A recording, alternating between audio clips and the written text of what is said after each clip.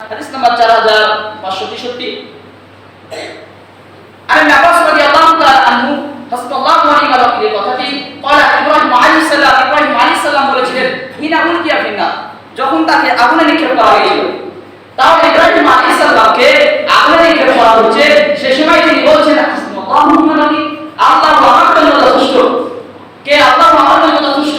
অথচ ইব্রাহিম আলাইহিস সালাম কে আগুনে দেওয়া হচ্ছে, বাতাসের ফেরেশতা, সমুদ্রের ফেরেশতা, অর্থাৎ আগুনের ফেরেশতা, পাহাড়ের ফেরেশতা এসে বলছে ইব্রাহিম বড় তোমার জন্য আমরা কি করতে পারি। ইব্রাহিম আলাইহিস সালাম বলেছিলেন যে আল্লাহ সুবহানাহু ওয়া তাআলা এখানে আমাকে এনেছেন, তিনি কি আমাকে দেখছেন না? অথচ ইব্রাহিম আলাইহিস সালাম আগুনে ধরা হচ্ছে, আর তার ভরসা রাখা ছিল যে আল্লাহ সুবহানাহু ওয়া তাআলা তাকে বাঁচাবেন। তাই আমরা যদি এইভাবে ভরসা করি আল্লাহর উপরে, আপনার ঘরে জবাব নেই। আপনি মানুষের কাছে কি প্রথমে হাত পাতবেন? তা না, আগে আপনার ঘরে খাবার নেই, মসজিদে আসুন, দুই রাকাত সালাত আদায় করুন, আল্লাহর উপর ভরসা করুন, এরপর আপনি জমিয়ে বেড়ে যান। ওমর রাদিয়াল্লাহু তাআলা দেখবেন কিছু সাহাবা মসজিদে ফজরের সালাতের পর বসে আছে। ওমর রাদিয়াল্লাহু তাআলা কয়েকদিন দেখার পরে বললেন, তোমরা এখানে বসে থাকবে না? বলে আমরা মসজিদে বসে থেকে জিকির আজকার করছি। ওমর রাদিয়াল্লাহু তাআলা আমাদেরকে পিটিয়ে বের করে দিতেন যে দাও তোমরা জমিয়ে দিয়ে আল্লাহর দিন অনুসন্ধান করো, আল্লাহর নিয়ামত অনুসন্ধান করো। তার মানে ভরসা এই নয় যে আপনি সালাত আদায় করলেন, মসজিদে বসে থাকবেন, আর আল্লাহ আল্লাহ করলেন, জিকির করলেন, এটা নয়। আপনাকে আল্লাহর উপর আপনার ভরসা রাখতে হবে এবং জমিনে ঝরে পড়তে হবে। আপনি আল্লাহ বলছেন, আপনি ব্যবসা করছেন, আপনি যেমন দিয়ে সালাত আদায় করলেন, আল্লাহর কাছে সাহায্য চাইলেন, ভরসা করলেন এবং আপনি আপনার লক্ষ্য বাজারে গিয়ে ব্যবসা শুরু করলেন, হতে পারে আল্লাহ ভাই আপনি যে কোন না করলে বলছেন বাজার বেচুন, আল্লাহর উপর ভরসা করে গেলে আপনি ইনশাআল্লাহ আল্লাহ বলছেন ফাইদা আযানতা ফাতাওয়াক্কাল, যে ব্যক্তি আল্লাহর উপর যখন কোন কাজের সিদ্ধান্ত নেয় তখন আল্লাহর উপর ভরসা করে। তাই আমাদেরকে আল্লাহর উপর ভরসা করতে হবে। যদি আমরা আল্লাহর উপর ভরসা করি তবে আল্লাহ সুবহানাহু ওয়া তাআলা আমাদেরকে পথ দেখাবেন। যেমন নবীকে পথ দেখিয়েছিলেন, আমাদেরকে নবী মুহাম্মদ সাল্লাল্লাহু আলাইহি ওয়াসাল্লামের যদি দৃষ্টান্তটা দেখেন, তাহলে তিনি এবং আবু হুরায়রা রাদিয়াল্লাহু তাআলা বলছেন, আর এটা সহিহ বুখারী হাদিস 3 নম্বর খণ্ডের 3563 নম্বর হাদিস। এখানে বলছেন আবু আব্বাস রাদিয়াল্লাহু তাআলা আনহু রাদিয়াল্লাহু তাআলা আনহু বলেন নবী সাল্লাল্লাহু আলাইহি ওয়াসাল্লাম, এখানে আবু রাদিয়াল্লাহু তাআলা আনহু রাসূল সাল্লাল্লাহু আলাইহি ওয়াসাল্লামকে বললেন ওয়া আনা ফিল গায়ি লাউ আন্না আহাদাহুমা নাযারা, হে আল্লাহর নবী মুহাম্মদ সাল্লাল্লাহু আলাইহি ওয়াসাল্লাম, কাফেরদের যদি একজন ব্যক্তিও তাদের বাম চোখে কোমরটাকে রাখা করে নিচের দিকে তাকায়, তাহলে কত নাই মুসাফা, তাহলে তারা আমাদেরকে ধরে ফেলবে, আর ধরলে আমাদেরকে হত্যা করবে। ফাকালা নবী আবু বকর, রাসূল সাল্লাল্লাহু আলাইহি ওয়াসাল্লাম বললেন, হে আবু বকর তুমি কি মনে করো ইসনাইন লাইসালাতুমা, আমরা দুইজন আমাদের সঙ্গে তৃতীয়জন হলেন আল্লাহ। তাহলে নবীদের ভরসাটা কেমন ছিল ভাই? নবীরা দেখছেন আবু বকর রাদিয়াল্লাহু তাআলা বলছেন কাফেররা মাথার উপরে চলাচল করছে, তাদের হাঁটু ও কোমর দেখা যাচ্ছে, যদি তাদের একজন কোমরটাকে এভাবে ভাঁজ করে তাহলে আমাদের দেখে ফেলবে, আর বলতেই আমাদের হত্যা করবে। নবী মুহাম্মদ সাল্লাল্লাহু আলাইহি ওয়াসাল্লাম বললেন, যেমন আল্লাহ উল্লেখ করেছেন সূরা তাওবা 9 নম্বর সূরা 40 নম্বর আয়াতে উল্লেখ করা আছে, লা তাহসাবিন্না আল্লাহ, হে আবু বকর তুমি ভয় করো না, আল্লাহ আমাদের সাথে রয়েছে। এরপর নবী মুহাম্মদ সাল্লাল্লাহু আলাইহি ওয়াসাল্লাম বলেন, আবু বকর তুমি কি মনে করো বিসনাইন লাইসালাতুমা, আমরা দুজন আমাদের সাথে তৃতীয়জন হলেন আল্লাহ। তাই আমাদের তৃতীয়জন হলেন আল্লাহ। আপনি কোন কাজের সিদ্ধান্ত নিচ্ছেন পাচ্ছেন না, সালাত আদায় করবেন, আল্লাহর কাছে ভরসা রাখলেন, এবার আপনি কুরবানি করেন, আলহামদুলিল্লাহ অর্থ সেভাবে নেই, পকেটেও আপনার বাসায় অর্থ নেই, এখন আপনি কি করবেন? আপনি চাচ্ছেন যে একটা যদি আপনার দিন হয় ওখান থেকে কিছু টাকা আসবে, কিন্তু হয়তো কুরবানির পরে অথবা কুরবানির আগে, কিন্তু আপনি আল্লাহর উপর ভরসা করেন আর আল্লাহর কাছে সাহায্য চান, হয়তো আল্লাহ সেটা আপনার জন্য ইহসান করে দিবেন, হালকা করে দিবেন।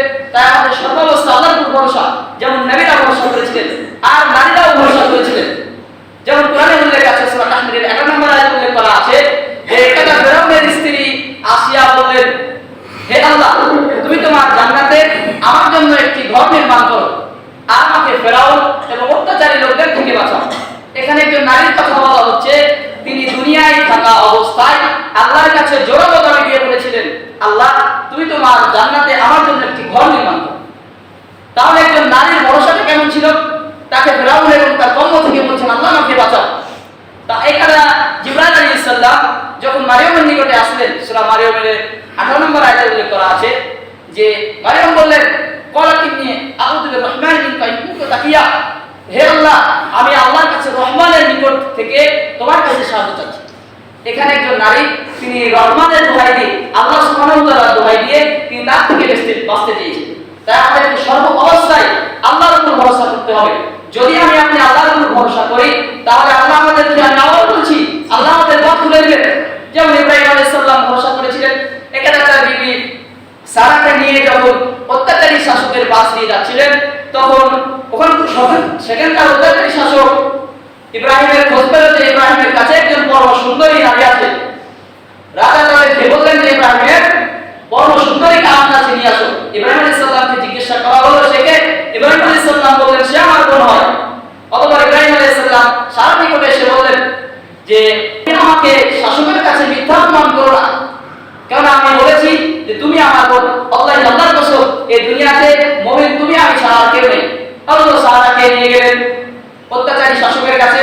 শাসক তার নিকটে আসতে কোন বর্ণনা এসেছে ইব্রাহিম আলাইহিস সালাম সালাতে দাঁড়িয়েছিলেন, আবার কোন বর্ণনা এসেছে যে সারা তিনি নিজে ওযু করে সালাতের জন্য দাঁড়িয়ে গেলেন। অতঃপর যখন সারা এই দোয়া করতে লাগলেন, আল্লাহ যদি আমি তোমাকে এবং তোমার রাসূল ইব্রাহিম আলাইহিস সালামের উপর ঈমান এনে থাকি এবং আমার সতীত্ব লজ্জা স্থানকে আমার স্বামী ব্যতীত অন্য কারো যেন আমার সতীত্ব যেন দেখতে না পায়, তখন আল্লাহ সুবহানাহু ওয়া তাআলার কাছে এই দোয়া করার সঙ্গে সঙ্গে অত্যাচারী শাসক মাটিতে পড়ে গেলেন আর ভাত চাপড়াতে লাগলেন।